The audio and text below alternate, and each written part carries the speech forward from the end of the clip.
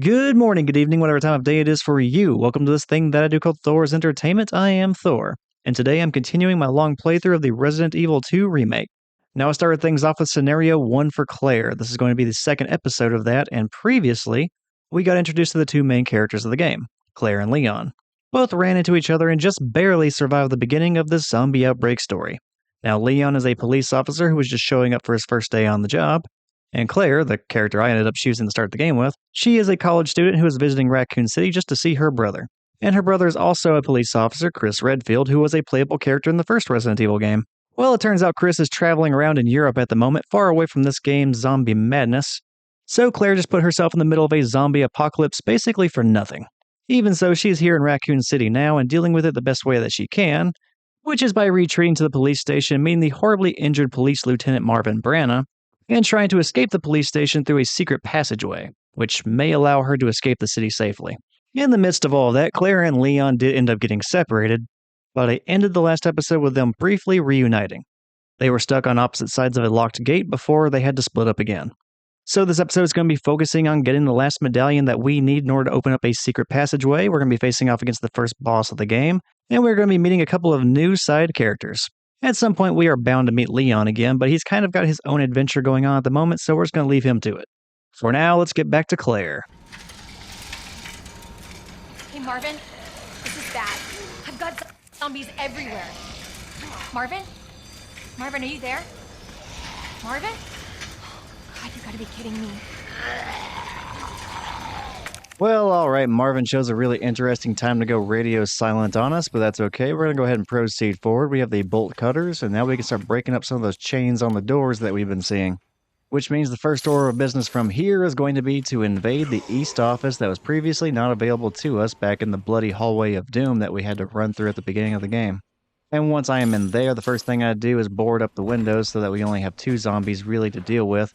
Granted, there are a bunch more in the hallway since I ran past all of them at the beginning of the game, but they really should not become a problem for what I'm about to do.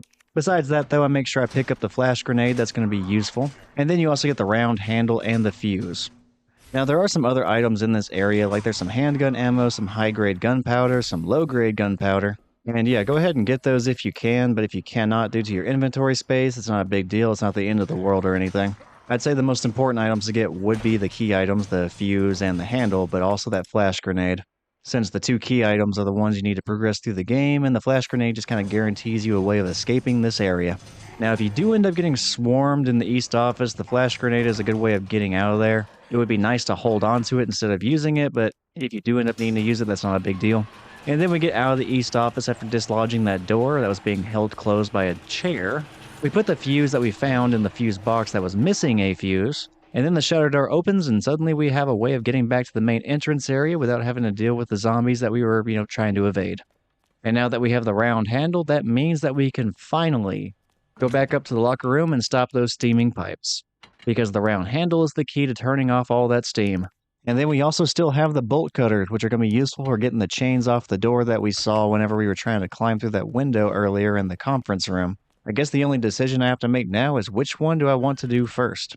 And initially I think to myself I want to go ahead and take care of the pipes that are steaming, but I get to the west office area and at that point I kind of think about it a little bit more and I change my mind. And the reason for that being that it's a bit more of a fluid path for you to go ahead and go back to the conference room, get the chains off that door, get the key items that are behind that door, and then without backtracking you can progress all the way back up to the second floor and then take care of the steaming pipes. If I were to do the pipes first, there'd be some backtracking involved and it just didn't seem worth it. So I guess that translates to I realized I was making a bad decision and wasting more time than I needed to. And about right here is where you get to see why I was insistent on coming back to this hallway earlier and boarding up one of those windows. Because there are going to be a decent amount of zombies in our way between us right now and that conference room. And we're just shooting them in the leg so they stagger and then we run past them. And it's a little bit easier to do that with one less zombie to deal with.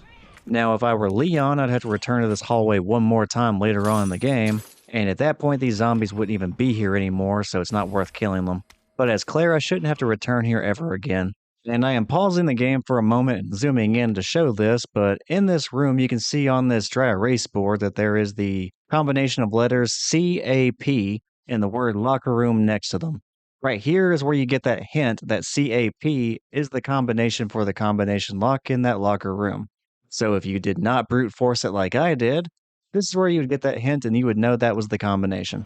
Besides that, though, we found the key item electrical gadget, which is actually a detonator, but that detonator does not have a power source. Power source it needs is going to be a battery, so we need to find a battery. And other than that, we pick up a green herb and we pick up a flash grenade, and we also make note of a door with a heart symbol on it. So eventually we're going to need the heart key and come back here. So yeah, now we're done with the bolt cutters, and now we can progress back to the second floor now that we've unlocked the door back to the hallway to the second floor. And then we'll head up to the locker room and take care of that steam. And then we'll progress on to a new area of the police station. And I am just now realizing that after we got done talking to Leon and Marvin became non-responsive over the radio, we never did go back and actually check on Marvin and make sure he was okay. And considering this is supposed to be a long playthrough where I kind of show a little bit of everything, that probably would have been a good idea. But that's alright, even though I did not do that, we're really not missing too much. And the reason I say that is if we were to have gone back and checked on Marvin back in the entrance hall, we would have found that he is just unconscious on a couch in that area. And specifically, he is unconscious, he is not dead yet. Even though due to his wound, most likely that's inevitable. In fact, it is probably because of that wound and his blood loss over time that he fell unconscious. So yeah, even if we had gone back and checked on him, there is no new dialogue or anything like that.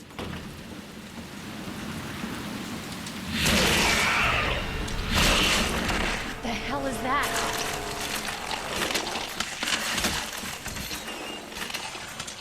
And even though we saw one of them crawling on the outside of the police station, this is the first time we have encountered a licker and it was actually in a position to possibly hurt us. Fortunately, it was a little bit busy eating a corpse and we were quiet, so we were able to duck into the STARS office without that being a problem, but he's still going to be out there whenever we decide to leave this office. So we will be right back to sneaking around here shortly. Anyway, here is the STARS office. This is the workplace of the characters we got to control back in the Resident Evil remake, the first Resident Evil remake.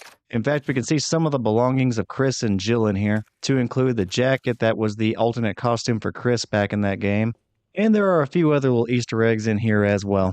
But those aside, the main reason we are in here are to pick up additional items, one of which was the key item, the battery that we needed for the detonator, so now we can actually power that, and if we combine that with the C4 that we found earlier in the storage room, well, we can cause an explosion. Other than that, we got a red herb to combine with our green herb, so yay, more healing if we ever actually end up needing to heal because we have not taken any damage, at least not since the very beginning of the game. Other than that, though, I picked up a red herb, some gunpowder, and a first aid spray, and now we're back in the hallway trying to creep around and not startle that licker.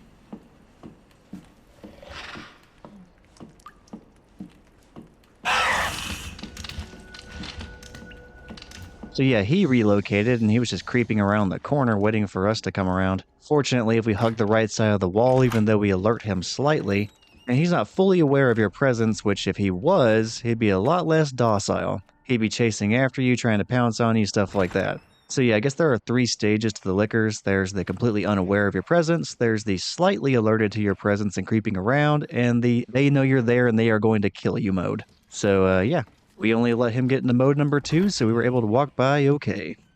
Okay, so this part is going to take a little bit of explaining. I quickly referenced the notebook to see what symbols I need to use on the statue to get the medallion, but I'm going to be placing the detonator on the C4 here to blow down this...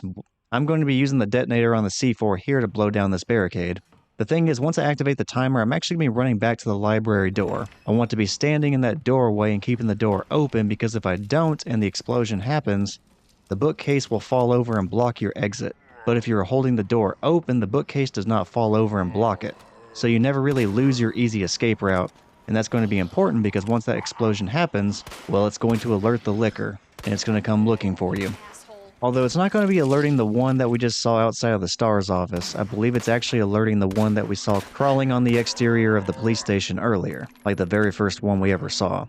Anyway, that's going to be the plan with the C4 and blowing down the barricade. Before I do that, though, I realized there was one more item I wanted to pick up before I did that, and I'm backtracking to it now. While we were in the STARS office, I also picked up a document that explained the combination to a safe that is in the West office. So that's where I'm heading to now. Although, whenever I went through the library, I went down the ladder by mistake, and the reason that is a mistake is because if you go down the ladder, it alerts the zombie that was eating that corpse. If you do not go down that ladder, that zombie is never bothered by you at any point. He just continues to enjoy his meal and leaves you alone. So my bad, Mr. Zombie, I did not mean to disturb your dinner. But anyway, once we alerted him, there was no reason to keep him wandering around because, well, there is going to be a point in the game when we need to return to the library very urgently, and we do not want him standing in our way. So we took him out, and then it was back to the plan of going to the safe and getting the item that I wanted. Speaking of which, we are at the safe now. I quickly referenced the document from earlier, confirming that the combination is going left to the number 9, going right to the number 15, and then going back left to the number 7. We opened up the safe and we saw that there was an expansion to our inventory slots waiting for us in there in the form of, I believe, a hip pouch.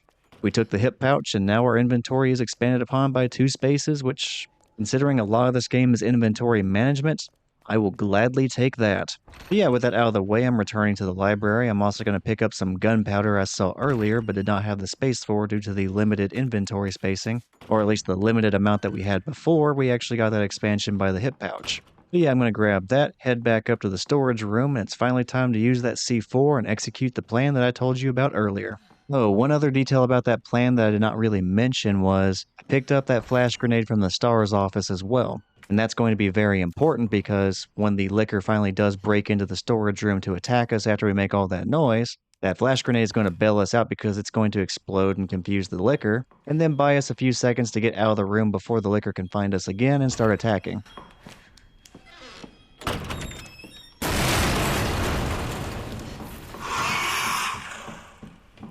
Alright, we held open the door, the explosion happened, the bookcase did not fall over, we have our exit strategy ready. We also heard the licker yelling out, and he's definitely on his way, so we are going to be making very good use of that flash grenade here shortly. Now, they are blind, so the flash does not do anything, but it's still pretty loud and it disorients them.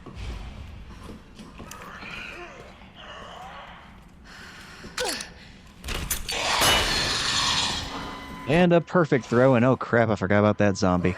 Well, fortunately, it looks like the flash grenade stunned him too, so easy exit for us. And just like that, we have all 3 medallions ready so we can open up the passage from that statue in the entrance hall. Which I'm cutting through the library now on my way to that statue so we can get all that opened up. Whenever I do get there, we'll see what's on the other side, and we'll also make sure that we say goodbye to Marvin, because once we do go into that secret passageway, it's going to be a little while before we have the opportunity to return to the police station. But even though we are going to be separated from all the areas that we were just exploring, it's not going to be the very last time that we have the option of going there. Inevitably, we do get the opportunity to return to the police station a couple of times. In fact, there's a whole other area of the police station that we still need to explore in order to progress the plot.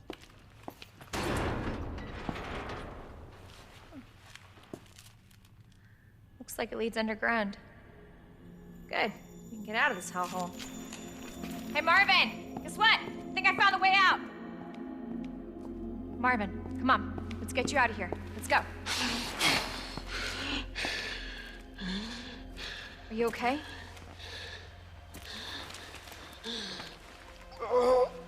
No. Just go. Save yourself. Come on. It's bad. We gotta get you to hospital Please, now. Claire. We both know how this is going to end. Get out of the city.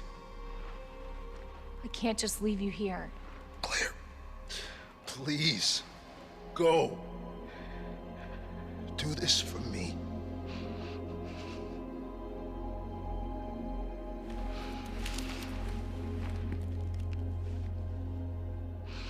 Okay.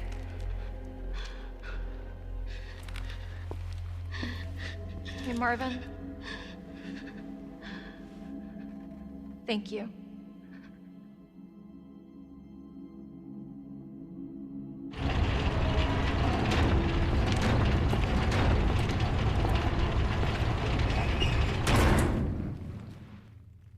Alright, we bid farewell to Marvin, and now we are within the secret passageway, and it looks like we're in somebody's office. Hard to say how long some of this stuff has been in here, but it doesn't seem like it's been completely abandoned for all that long. So you kind of have to assume that some sort of super secret thing was going on in here, just don't know what yet. Anyway, after I pick up a few items from the storage box and drop off some things as well, I'm going to go ahead and knock out the very first save of the game. I've gone a pretty long time without saving up to this point, so probably good to go ahead and do that in case I screw up and have to start back from the last save point. I mean, starting from the last save point is definitely a lot better than starting the game over again, so Better to play it safe since this is not like some competitive run of some kind. It's just me kind of exploring and having fun with the game. And that being said, I'm not limiting myself on how many times I can save in this game. I can save as much as I want, although I'm not going to overdo it necessarily. But I'm still going to be saving pretty regularly. That way we maintain a good pace throughout this game. I don't have to start over from some location from like an hour prior. I'll save all of that for the more challenging runs, like whenever I try to go for the S plus rank, which I'll have the videos for those up once I complete this casual playthrough. Unlike how I'm handling the long playthrough, I'm not going to break those up into different episodes. Whenever I do an S plus ranking run with one of the characters, I'll just upload the entire video. Granted, that's going to be like an over 2 hour long video for each character, but still, I think whenever it comes to S plus ranks, I think the run is a lot more interesting if you can watch it uninterrupted. Alright, we're at the very bottom of the elevator and staircase in the secret passageway, and we found that there is a door that is locked and we cannot get past it. And there also seems to be some kind of a locked storage box down here too. We'll come back to that later because we do not have the means of unlocking that. And it was not until this exact playthrough that I found out there is a hand grenade down here. I had no idea this was here, and this would have come in handy on more than one occasion. Hello? Hello? Okay, we'll get to that in just a moment, but you may have noticed before I left that office earlier that I withdrew every single knife that I have. So when I said earlier in the playthrough that there was a point when the knives were going to be super important, well, that time has finally come. I won't budge.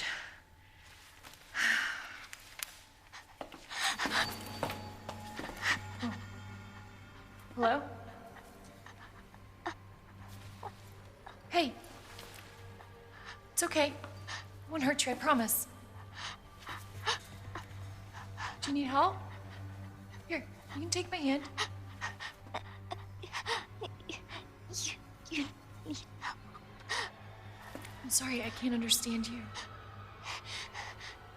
You need help. Why? He's right behind you. What?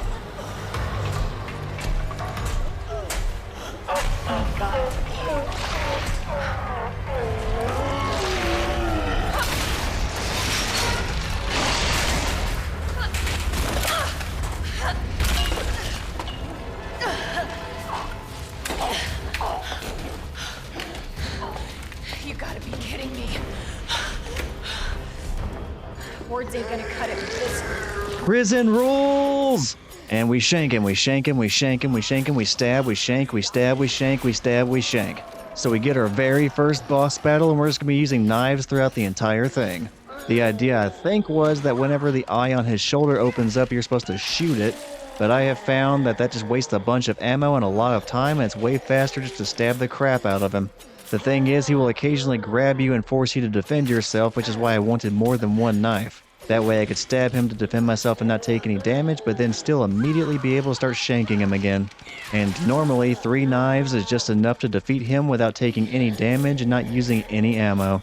So let's see if it works out again. Oh wait, he's down on one knee, this might be it. Oh man, we've taken him down to low health, he's gone from orange eye to red eye, we are almost done.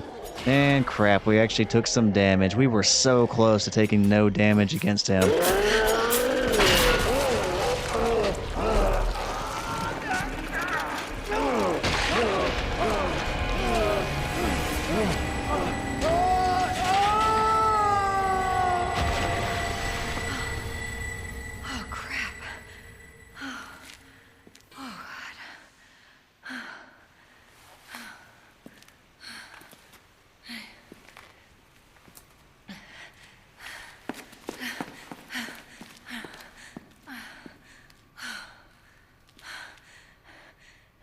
Hey, little girl.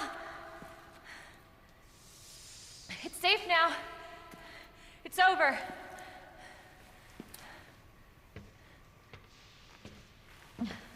Are you sure? Yeah, I promise. Everything's fine. I just need you to lower that ladder for me. Will you help me find my mom? Your mom is down here? I think so. I hope so.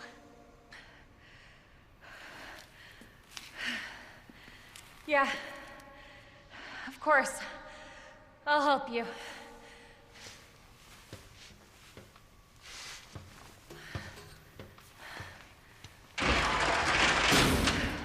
All right, the boss was nice enough to rip out the knives and leave them on the ground for us to pick back up, so thank you for being such a nice guy. And in fact, there are a bunch of more items around here I did not bother picking up in the middle of that boss fight, so I'm going to go ahead and just do a lap and pick up all the items in this area. After that, we will climb up the ladder and introduce ourselves to the little girl, who is doing her absolute best impression of Newt from the Aliens movie. Now, I did not take any healing items into this boss fight because I just didn't think I was going to end up needing them. Like I said, normally 3 knives is enough to get you through this entire thing without taking any damage if you get lucky enough. Now, I was in no way lucky because I ended up taking damage at the very end and it took me down into critical health, but I don't want to waste any of the herbs down here because they are much more useful later on than they will be here, especially if you can get a red, a green, and a blue. So instead, I'll hold out until I have the opportunity to climb the ladder, get to a storage box, and withdraw some first aid spray and use that instead. And alright, that should be everything down here. Let's climb the ladder and meet Claire's little companion for the game. This way! And alright, I'm just going to go ahead and grab some gunpowder and a green herb, and then we'll continue our way to the exit and try to get out of here and get healed. I'm also going to go silent here for a little bit so we can hear the dialogue between Claire and the little girl. While they talk, it kind of gives some information about who she is, and we'll give some hints at some characters that'll be important later. It won't move.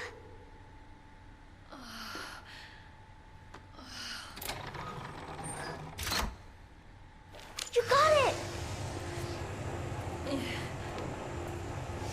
So, what's your mom like? She works at Umbrella. She's making an important medicine. Umbrella? That big pharmaceutical company? My mom's always at work. I don't get to see her much. Well, hopefully you'll get to see her again soon.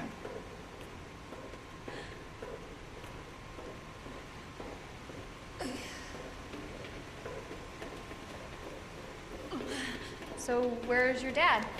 He, worked with my mom, but he's gone. Wow. Both of my parents are gone. It's just me and my brother. Oh, I'm sorry. Don't be. It means we've got something in common, and that's a good thing, right? Alright, I can finally replace these herbs with some first aid spray and use that instead to get myself back to full health. The reason I would wait to use the herbs is because if you can wait and then combine the green, the red, and the blue, not only do you have an item that will heal you to full health, but it'll also cure you of any status ailments, and then also provide you with resistances to those status ailments, as well as some resistance to damage. Now that's going to be very crucial to some big battles later on in the game, so I would rather not waste those this early on.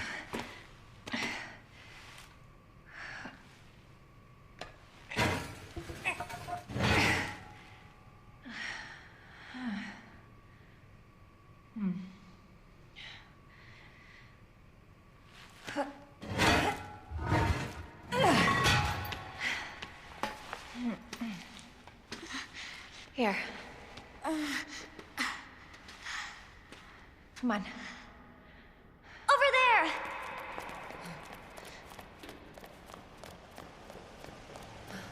It's closed. Damn it. We need a key card. Hold on. Here, come out.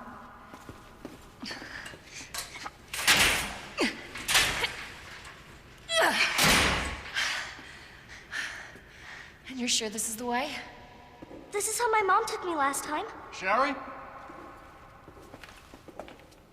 I've been looking everywhere for you, Sherry. Brave little girl to leave your house in the middle of this mess. On the ground, hands behind your head. You can't be serious. On the ground, now. Sherry, tie her hands. Why are you doing Shut this? up. Tie her. Okay then.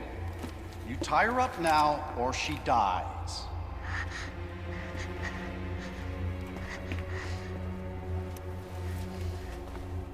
What's this all about?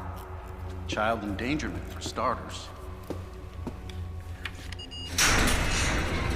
Sherry, come Come here. What are you gonna do to her? None of your fucking business. If you hurt her, I swear to God, my brother is stars and I will. Sherry, get over here. What's your name? What's your fucking name? Claire! Sherry, you come with me now, or say goodbye to Claire. Okay, I'll go. You better be taking me to my mom. Absolutely. Don't listen to him, he's full of shit. Stop hurting her, please! Don't tell me how to do my job. Stop! Let me go! Let me go! Obviously, nobody taught you manners. We'll fix that. Oh, yes, we will. Let me go! Let me go! I'll get you, you fucker!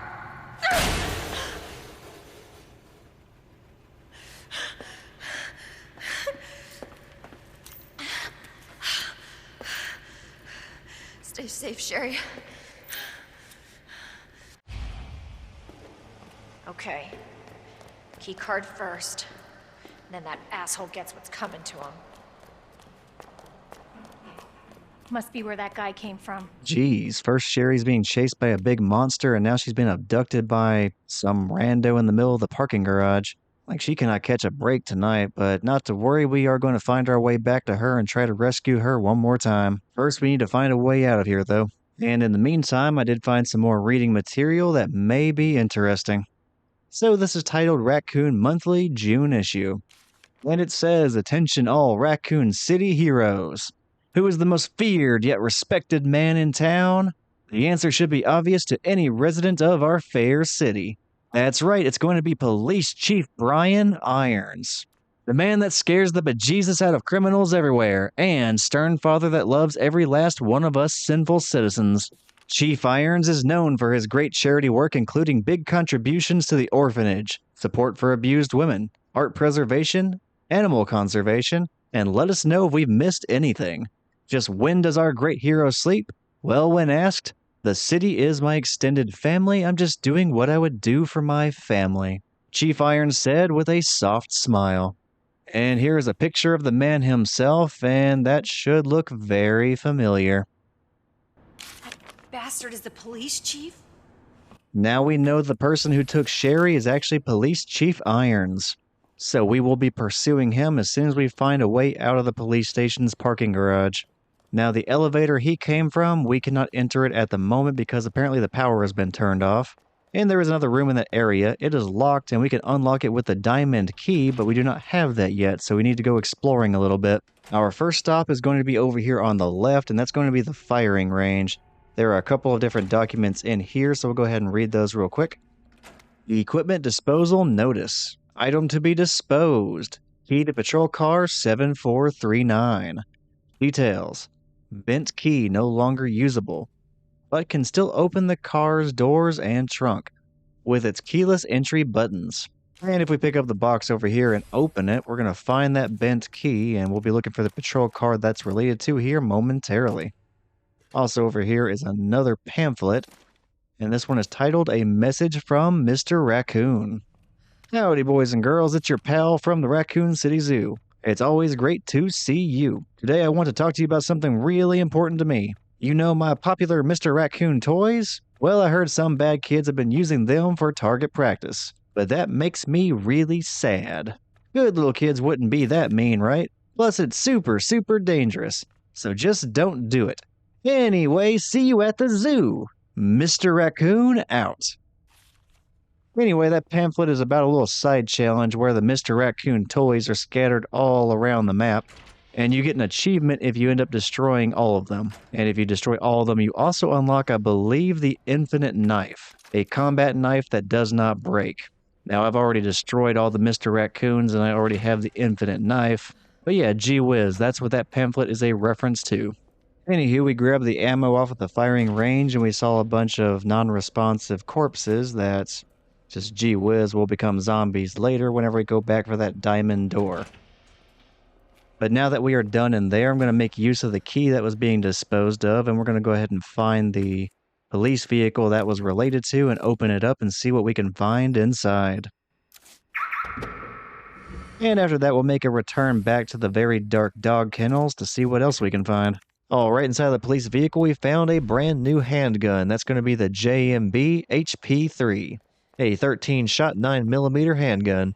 And now it's back to the dog kennels, where some more threats are just waiting for us.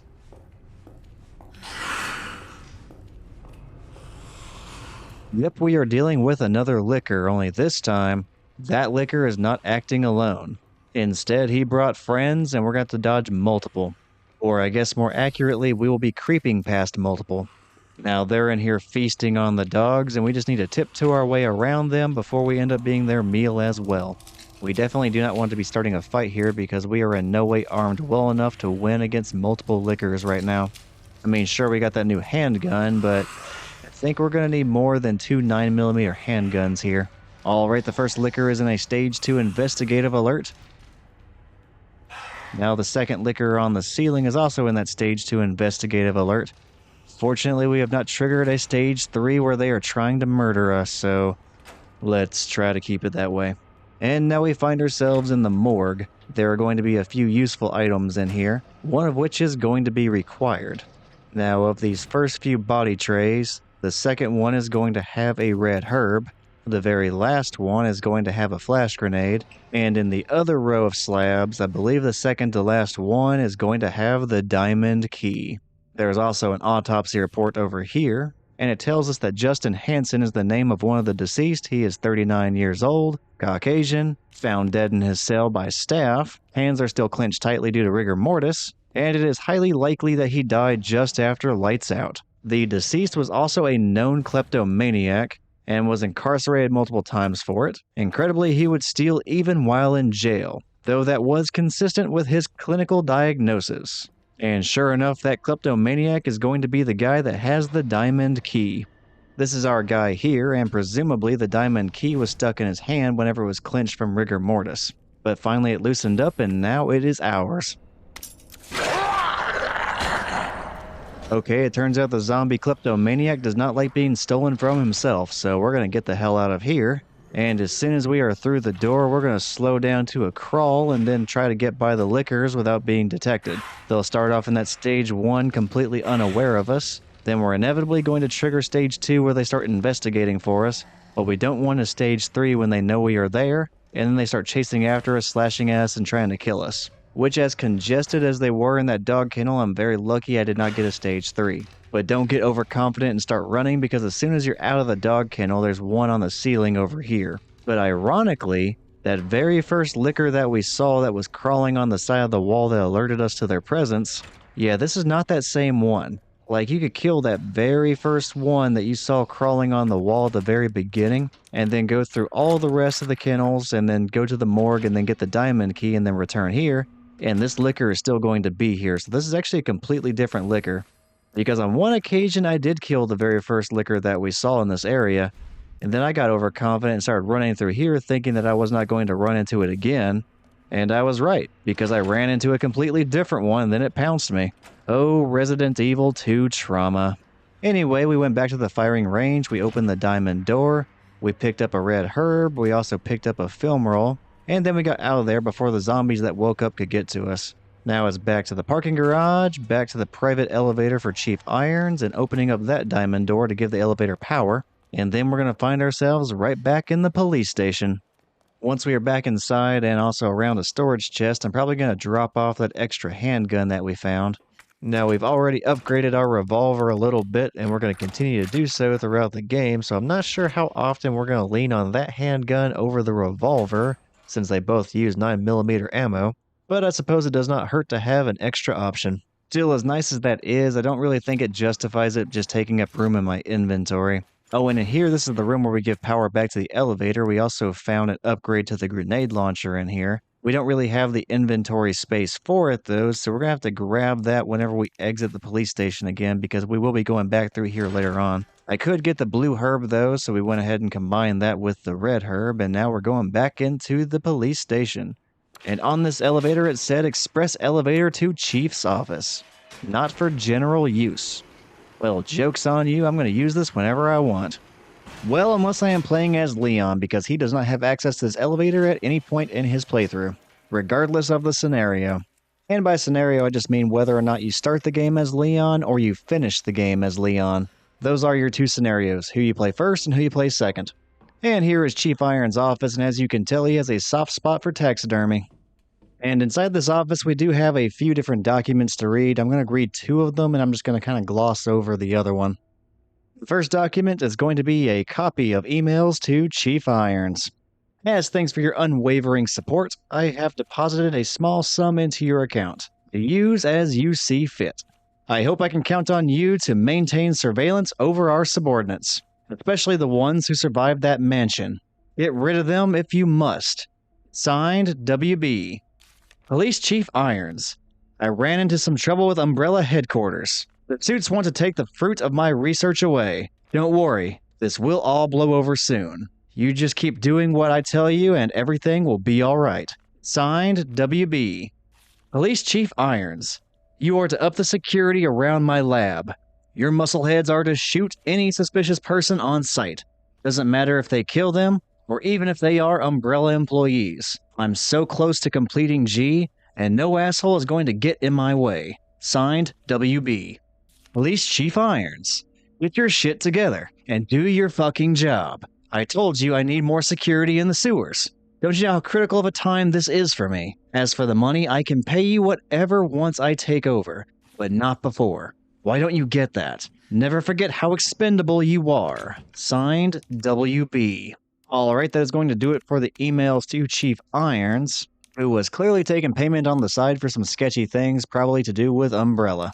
And next up is going to be a taxidermy log, which I'm going to be kind of just glossing over because, well, it's from Chief Irons, and at some points Chief Irons fetishizes the taxidermy work that he does, and I just don't really feel like reading that. So I will just stick to the key points. On the first page, he talked about how he got to work with a white-tailed deer, male, approximately 6 years old, captured in the Arklay Mountains, length of 6 feet 1 inch, and weight of 353 pounds. On the next page, he talks about how he got to work with a Siberian tiger, male, approximately 4 years old. The tiger is 9 foot 6 inches and weighed 529 pounds. And on the very last page, it talks about how he got to work with a pig, female, 22 years old, place of capture Raccoon City, length 5 foot 3 inches, and weighing 110 pounds. And Chief Irons goes on to say the specimen's body is soft, sweet, and white all over. It's all mine forever. So that last one should really stick out as pretty odd. Especially because a pig being 5 foot 3 inches and only weighing 110 pounds sounds pretty peculiar and not natural whatsoever. And considering how much he gushes over at the very end, I think it's safe to assume we are not actually talking about a pig. So yeah, Chief Irons' taxidermy enthusiasm seems to have gone to a super unhealthy place. And further back in Chief Irons' office, we're going to find what's going to be the next objective for this part of the game. We're going to see a cell, and also that cell is locked due to an electrical panel missing 2 parts. Wait, is that a freaking dodo bird?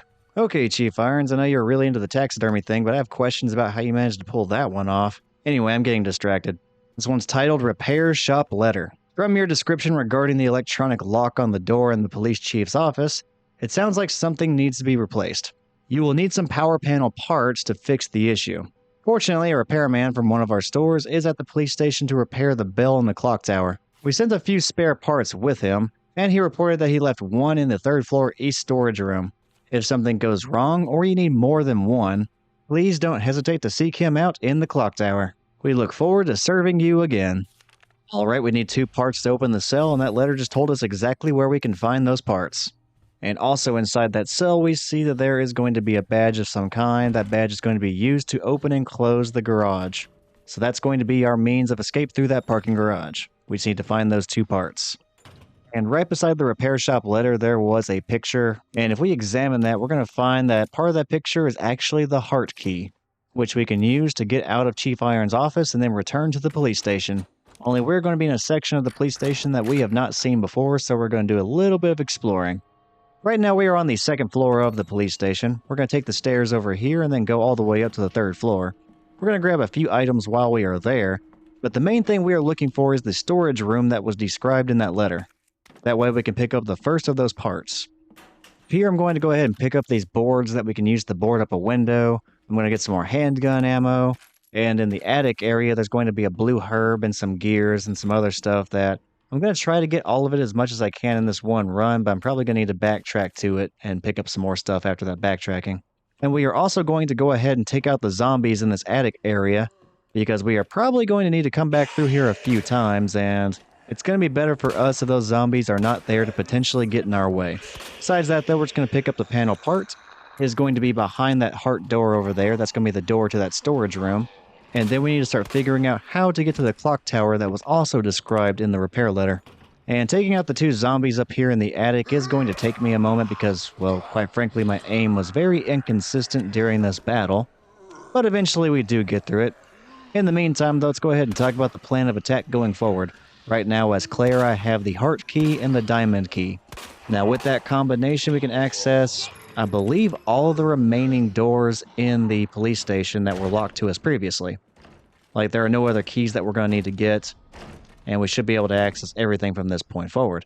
The only other doors that we're not going to be able to get into are going to be the ones that are locked behind the doors that are requiring the club key, which the club key is a Leon exclusive item, so yeah, we pretty much have all that we're going to get as Claire. We will eventually be returning to the police station one more time to get a few hidden items, but those are only going to be accessible after we develop some film and then look at a hint. Oddly enough, you can't get the items without that hint, even if you know exactly where they are. So with the diamond key, the main thing that we're going to be using that for is to access a door that is currently concealing the last of the spare keys that we need to access the evidence lockers. And with the heart key, we're going to be using that to get the panel part here in the third floor attic area, but we're also going to be returning to a different point in the police station in that room where we found the detonator, and there was a heart door there as well. And within that door is going to be a little file storage area that we can find the handle to a jack. And I didn't really talk about it earlier, but you may have noticed it, but back in the library, when I was adjusting the bookshelves, one of those bookshelves happens to be on a jack. And we cannot move it because it's jacked up and, well, it can't be rolled around. But once we have the jack handle, we can correct that, and we can finish the adjustments, then make a makeshift walkway that will allow us to access the third floor from a different part of the police station, which is going to be very useful to us trying to get to the clock tower. So yeah, the plan of attack is going to be use the diamond key to get the spare key for the evidence locker, but then use the heart key to go get the jack handle, as well as the panel part in the third floor storage area. And once we have the jack handle, we return to the library, we fix the bookcases, and then we go to the clock tower and get the final panel part.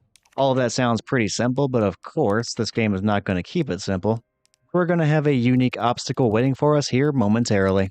And once we initiate that obstacle, it's going to be a little bit difficult for me to just run back to a storage container and adjust my inventory.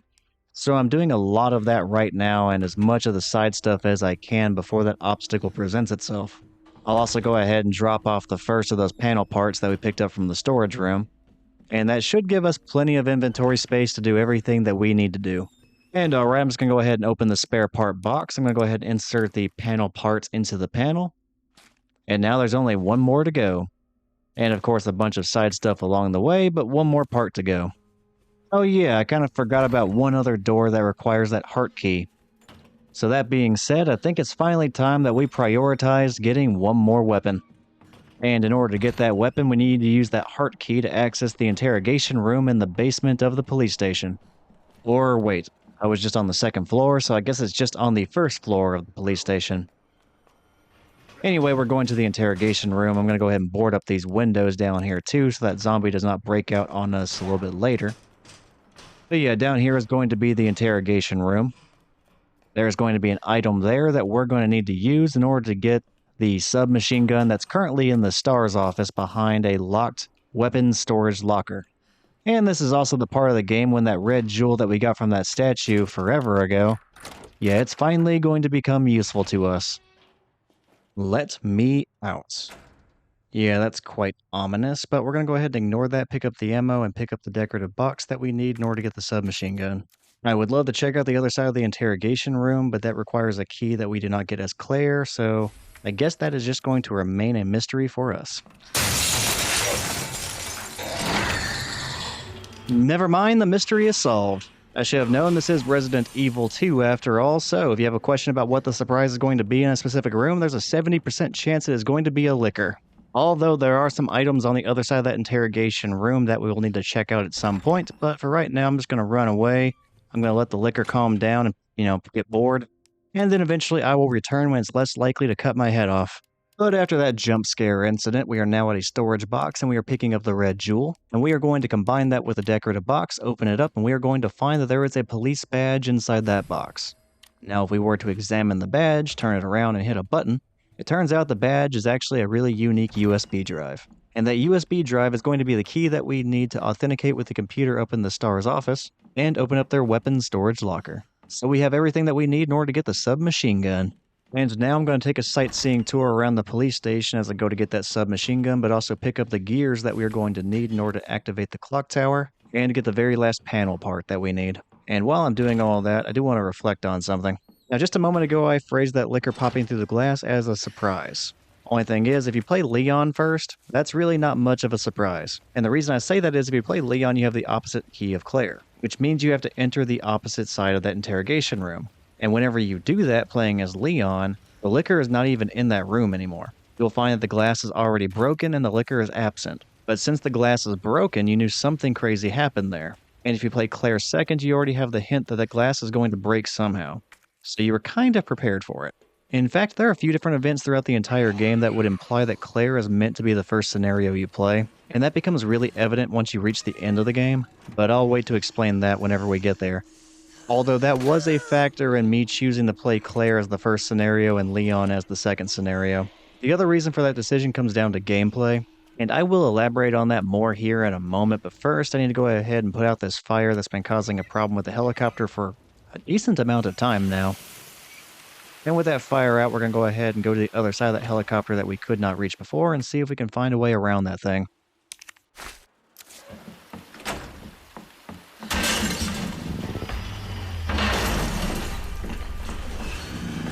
Jesus, stay back! Jeez, he just kind of pops up out of nowhere, doesn't he? I mean, what happened? Did they just drop you in from the sky? Regardless of how he got here, though, we're just going to lure him outside and then run around him once we have a wide enough area to go through. Oh, and his name is Mr. X, and he is going to be our stalker following us around and trying to kill us for the foreseeable future. And fortunately, he was nice enough to move that helicopter for us that was blocking our path, and once we were on the other side of him, we could easily run back into the hallway and then run through that newly cleared path. So yay, we now have full access to the entire police station again, which means we are navigating back to all the doors that required a heart key previously and also a diamond key previously, and getting all the items that we need to complete our collection. Most notably is going to be the key item for the jack handle, which I mentioned earlier, but while I'm doing all of that, let's go ahead and get back to the gameplay-related decision-making I had to do for deciding who would be my first scenario character and who would be my second scenario character. Like, from a gameplay perspective, I think both characters have a really similar level of difficulty completing the game on hardcore mode, and if I had to pick, I think Leon has both an easier first and second scenario. So whenever it came to selecting a character, I really just had to decide one thing. Which scenario is not as bad for Claire? And I think Claire has a worse second scenario, so I chose to play her first scenario. Now, when comparing the two, I think for the second scenario, her early game weapons are way worse than Leon's, her mid game is overall pretty similar to Leon, and her late game is overall nowhere near as easy as Leon's. And when comparing the two for the first scenario, Claire has a pretty easy time from start to finish. I just think that Leon's first scenario is also easier. So since the first scenarios are pretty similar for both characters, but Leon in my opinion has a much easier second scenario, I decided my long playthrough would be Claire first and Leon second. Although going back to the storytelling reason for the decision, even though Claire seems to be the one that the creators intended to be played first, whichever order you go in really does not matter. The story is still going to make sense. And with that explanation out of the way, we have managed to make our way all the way to the STAR's office, and I have opened up the weapons storage locker. Inside there is going to be the submachine gun we were talking about earlier, but there's also a document that we have not read yet. And that document happens to be from Claire Redfield, the person that's on his European vacation and also the brother of Claire Redfield, the one that we're controlling. So that document is titled Letter to STAR's Members. And it reads, "To my best STAR's buds. How are you all doing in that drab old station? Hanging in there against old irons? Me? I just got back from a date with a hot chick. Bet you can guess what we got up to under her extra large umbrella. Europe is amazing. 1 month is in no way enough to even scratch the surface. Maybe I'll extend my vacation for another 6 months. Barry, do not even think about coming to join me. Wouldn't want to make all the cute girls cry, yeah? So you just leave the babes to me. Jill, if Claire tries to contact you, please let her know I'm okay. Signed, Chris Redfield from August 29th. So about a month prior. This does not sound like Chris. As Claire points out, that doesn't quite sound like her brother, which I would assume Claire probably knows him better than most people. And yeah, she is spot on. Oh, and don't forget to pick up that USB police badge that we put into the computer. I've walked away and forgotten it before, and we're actually going to need that to get one more item later on. Anyway, I was talking about Chris's letter. The letter offers a few context clues about what he's up to. Obviously, he's in Europe, but also he puts a lot of odd emphasis on the word umbrella there whenever he's talking about meeting some ladies out in Europe. So it's safe to assume what he's doing in Europe is actually related to investigating Umbrella. And he also put an unusual amount of emphasis on irons. And since he points out very few people in the letter, it seems like that's probably not a coincidence. So whenever he says how y'all doing against chiefirons, it seems like Chris is aware that he's a little bit corrupt and taking some money from Umbrella personnel. So yeah, Chris is investigating Umbrella in Europe and didn't really tell too many people and is trying to play it cool and check in on everybody in code of some kind. Or maybe not code, just trying to be discreet and not flat out say what he's doing. Which means we're not going to be seeing any of him throughout this game, and also not in the follow-up game Resident Evil 3, since all that takes place within a span of a few days of each other. So now I kind of have to take my time in the hallway outside of the Star's office, because I don't know where the liquor went that was here earlier, but I also need to listen for the music or the footsteps of Mr. X. Since he does not enter the Star's office, he could have relocated to just about anywhere. I'm not sure if he tries to go to the closest location he can find to where you are, even if you're in a room that he cannot enter, or if he resets to a certain point within the police station, but the main point is that I don't know where he is, and I don't want to run into him on accident and take unnecessary damage. I actually expected to run into him somewhere in the entrance hall, but that does not seem to be where he is, which is a good thing, I think, because I'm about to run up on the hallway outside of the evidence lockers, and you're going to find out that there is now a licker in that hallway that would have replaced the zombies in that area. Or maybe not replace, maybe join. But we killed all the zombies in that area anyway, so it's just the licker. And trying to dodge both the licker and Mr. X, that sounds pretty horrible, so I'm kind of glad it's just going to be the licker. Especially considering the licker still managed to hit me and knock me into critical health, I could only imagine how much worse that situation would have been had Mr. X been also trailing me. But that out of the way, I now have the final replacement key for the keypad in the evidence room, so now I can finally get some expansion to my storage slots, as there was a hip pouch in one of those lockers. And it is less important, but there's also some flame grenades in here as well, and less important or not, they're still useful, so I'm definitely going to go ahead and grab those. And now that I've picked up that ammo, really the only thing I have left to do is figure out how I am going to get past this licker without getting hit, because I don't have any healing items, and pretty much any touch is going to kill me at this point. I mean, this might be the run. I might have to start over again. Well, not entirely. From the last save point, I mean, but still, that would kind of suck. And I just have to risk it because the licker is not calming down or resetting. And fortunately, that worked out somehow, so yay. Still no signs of Mr. X, so that's kind of fortunate considering how close to death I was. Hopefully it stays that way and gives me enough time to get to a storage box, grab something to heal myself. And then we'll reattempt getting past that licker in order to get the jack handle, because right now, yeah, going directly to the jack handle with critical health, that probably would have ended very poorly. In fact, just because of how badly that went and how close to death I was, I'm not going to mess around here as I am withdrawing items from the storage box. I'm going to make sure I pull out 2 different healing items, one to heal myself right now, and one just in case I screw up again that badly. Now, I'm hoping things don't go that poorly and I have to heal again here, but I also was not predicting it would go that badly a moment ago, so probably just better to go ahead and make sure I have that available. And hello, Mr. X, and suddenly I'm very happy I have that healing item because now I'm being chased by him, but also having to dodge a licker, so... Oh, okay. That went surprisingly well. Well, alright, now we just use the heart key, we pick up the jack handle, and now we wait for Mr. X to come in here, because we can just loop around this filing cabinet so he can't get to us. That way, whenever I try to return through that hallway, I'm not running into him and the licker. Now, Mr. X is not exactly slow, but we can definitely outrun him, and I'd rather him be behind us falling behind than to be in front of us, causing us to have to dodge both him and the licker, and probably taking critical damage, if not death-dealing damage. And wow, we managed to get through that hallway really easily again. Part of me feels like maybe I was hyping that up a little bit too much, but then again, I've had runs where basically the exact same scenario happened and things went horribly wrong, so I don't know.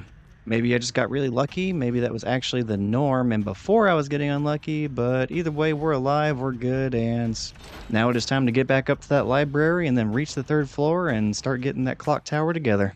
And here's exactly why I took out all the zombies earlier in the library and also prepped all the bookcases, because I knew that Mr. X was going to be chasing me by the time I returned to the library to do this. So the last thing I wanted was be swarmed by zombies, then getting punched by Mr. X, and then still trying to navigate the bookcases into place while all that was happening. Oh, and I didn't mention this, but there's a walkway over there that you could potentially have used to get to that door instead of moving the bookcases, but the thing is, it is unstable, and if you walk on it instead of using the bookcases, it collapses and you fall back to the 1st floor and you find out that's not actually a usable path. But yeah, if you do not prepare the library, it can be kind of a death trap whenever it comes to using that jack and trying to avoid Mr. X. So I want to take as many of those factors that could cause me problems and put them in my control. And alright, we have a new document. It is titled The Repair Plan, and it says, Location Police Station West Side Clock Tower. Due to the high cultural value of the bell, I'm calling a specialist in to make the repairs. We'll go over the details once they are on site, but in the meantime, I'll take steps to secure the bell since the yoke is threatening to break. And that's where we step in with the gears. We initially used the big gear that we found in the west side attic room on the 3rd floor, and we insert it amongst the gears right when you first enter the door. That will lower a staircase for us to walk on, but we are going to want to pick up the big gear that we just used because we have to use it one more time. So we run up the stairs and go all the way to the very top of the clock tower, and you're going to find another set of gears. And you're going to remove a small gear and replace it with the big gear. And then you're going to run down to the middle portion of the clock tower and you're going to find one more box with some more gears in it. That's where you want to put that little gear, and then suddenly the clock tower starts working and the bell will ring.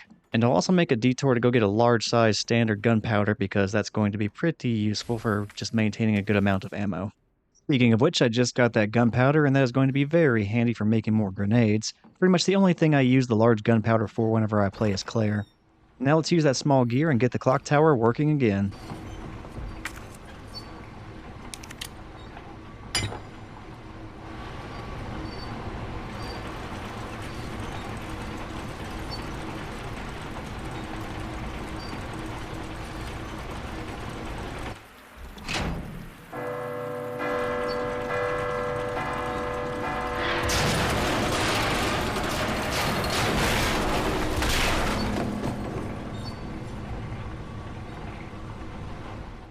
That worked. Wow, the repair port was not kidding. That bell was ready to break at any moment. I guess that kind of makes us really inconsiderate jerks just destroying a historic landmark just to get a box, and fortunately somehow the part inside that box was not destroyed by the bell, so I mean, I guess yay. But I mean, the space between those bars was pretty wide, and there's a table and chairs right next to the bell. I feel like we could have just stood on those and pulled the box through the bars. Honestly, this whole thing kind of seems needlessly complicated, and I'm starting to think that Claire just wanted to break some shit. After we got that box, though, I took my time getting out of the clock tower. I was really just checking to see if Mr. X was waiting around the corner. Now, Mr. X cannot go inside the clock tower after you, but he will occasionally wait outside the door for you. So I wanted to make sure I was not going to get decked the moment I walked through the doorway. Once I saw the path was clear, I ran to the locked door on the west side storage room. I unlocked it, and then I ran stress-free to Chief Iron's office. Since the west storage room door was locked, I knew there was no chance I would be running into Mr. X on the other side or anywhere on that side of the building, really. So yeah, that ended up being a pretty chill jog all the way back to the Chief's office. And then all that's left is to knock out the panel puzzle, and then we get to have that parking garage badge and we get to go find Sherry. Now, these panel puzzles are different for each character and also for each scenario, so I believe there are 4 distinguishably different panel puzzles that you could possibly be doing. And I tend to get those a little bit mixed up, but after I've done a few of them now, they're really not that bad. So I should be able to breeze through this one, although every now and then one trips me up. And just like that, we are in. Let's go ahead and get that badge.